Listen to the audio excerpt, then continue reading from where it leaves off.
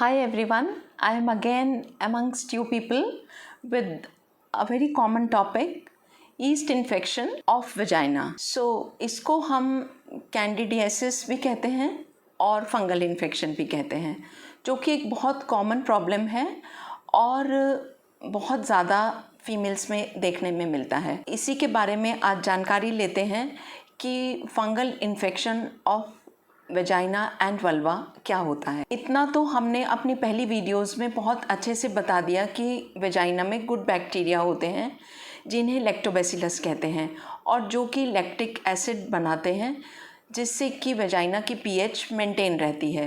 Vagina की pH maintain रहने की वजह से जितनी भी सराउंडिंग इन्फेक्शंस हैं वो वेजाइना के अंदर इंट्रूड नहीं कर पाते। जब भी वेजाइना की पीएच डिस्टर्ब होती है तभी जितने भी बैक्टीरिया, फंगस या और इन्फेक्शंस वेजाइना में इंट्रूड करने की कोशिश करते हैं और वो काफ़ी हद तक सक्सेसफुल भी हो जाते हैं। जैसे कि आप ऐसे समझें कि आपके दुश्मन आपके चारों तरफ हैं, तो आपको अपना डिफेंस इतना स्ट्रॉन्ग रखना पड़ता है कि कोई भी दुश्मन आपको इंट्रूड ना कर सके, आप पर हमला ना कर सके। वेजाइना की जो सबसे ज़्यादा ताकत है वो लैक्टोबैसिलस है, उसकी पीएच है।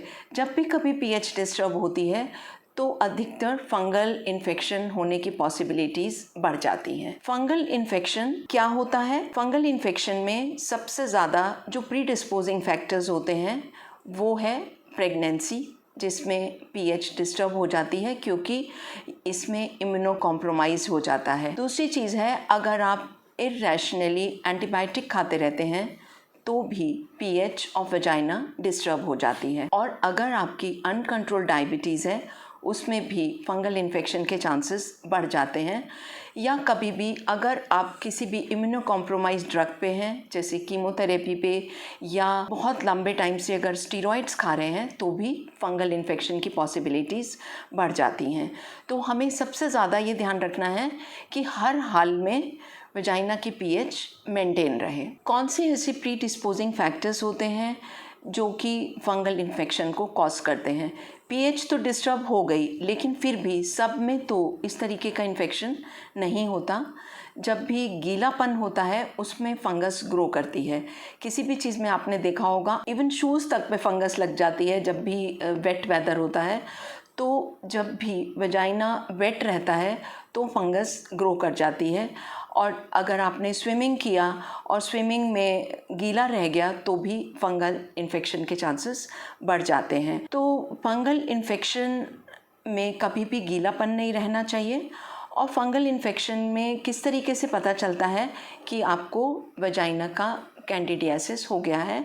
इसमें एक कर्डी चीज़ी डिस्चार्ज वेजाइना से आने लगता है जो कि बहुत इच करता है और ये एक बहुत ही थिक डिस्चार्ज होता है, बिल्कुल चीज़ की तरह। अगर आप कभी इसमें वल्वा रेड और इन्फ्लेम्ड हो जाता है और बहुत ज़्यादा इच करने लगता है, अगर शारीरिक संबंध बनते हैं तो उसमें भी बहुत ज़्यादा परेशानी होती है, यूरिन करने में बहुत ज़्यादा बर्निंग होती है और बार बार यूरिन आने की संभावना रहती है। तो ऐसी कंडीशंस जब भी कभी हों, आपको तुरंत डॉक्टर की सलाह लेनी चाहिए और आपको ये समझ लेना चाहिए कि कहीं आपको फंगल इन्फेक्शन तो नहीं हो रहा। अब इसको आप किस तरीके से रोक सकते हैं ये जानना है।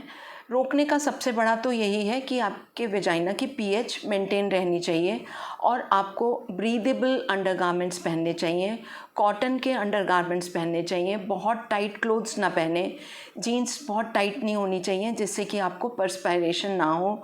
अगर जिम से आएँ तो बहुत ज़्यादा अपने को ड्राई रखें, गीलापन नहीं होना चाहिए पसीने का भी। स्विमिंग वगैरह में भी उसके बाद आपको अपने को बिल्कुल ड्राई रखना है।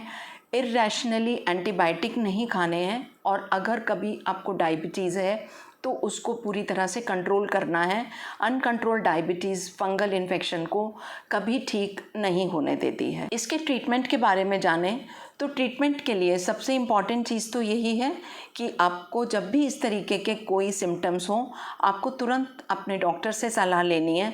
अपने आप कोई भी ट्रीटमेंट ना लें, क्योंकि फंगस एक लाइव चीज़ है।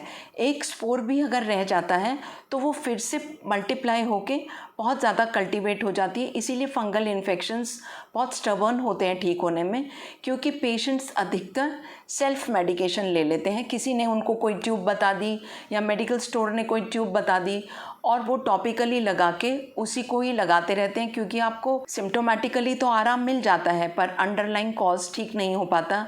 इसीलिए फॉर ईयर्स टुगेदर आपको फंगल इन्फेक्शन होता रहता है। तो कभी भी आप सेल्फ मेडिकेशन ना करें और तुरंत डॉक्टर से सलाह लें। फंगल इन्फेक्शन का 100% ठीक होना बहुत ज़रूरी है। 1% भी अगर फंगल इन्फेक्शन रह जाता है तो आप अपने पार्टनर को भी ये इन्फेक्शन देते रहते हैं और फिर वाइसी वर्सा होता रहता है, क्योंकि ये फिर विशियस सर्कल हो जाता है, एक दूसरे से इन्फेक्शन होता रहता है और कभी भी ठीक नहीं होता। अगर आपको कभी भी इस तरीके के कोई सिम्टम्स मिलें तो आपको तुरंत अपने डॉक्टर से सलाह लेनी है। सेल्फ मेडिकेशन बिल्कुल नहीं करना। फंगल इन्फेक्शन 100% ठीक हो सकता है अगर ये प्रॉपरली मैनेज किया जाए। तो आपको कभी भी वेजाइनल डिस्चार्ज से बिल्कुल नहीं घबराना। वेजाइना अपने आप ही एक वॉशिंग मशीन है, अपने आप ही अपने को ठीक करने की कोशिश करता है। तो अगर प्री डिस्पोजिंग फैक्टर्स ना हो तो वेजाइना अपने आप ही अपने को करेक्ट करता रहता है और अपनी पीएच को मेंटेन करता रहता है। वेजाइना को क्लीन करने के लिए आपको बहुत ज़्यादा फैंसी वॉशेस की ज़रूरत नहीं है, कोई फैंसी वाइप्स की ज़रूरत नहीं है, सेंटेड वाइप्स की ज़रूरत नहीं है और केवल हाइजीन का ध्यान रखना है। चाहे वो मेंस्ट्रुएशन हो या अदरवाइज़ हो, कोई भी सोप वगैरह ना यूज़ करें। सिंपल प्लेन वाटर से वेजाइना को क्लीन करें और वेजाइना को हमेशा ड्राई रखें। वेजाइना अपने आप ही एक वॉशिंग का मेथड यूज़ करके वेजाइना को क्लीन करता रहता है और अपने को सुरक्षित रखता है। So if you like this video, please do like, subscribe and share the video. Thank you very much.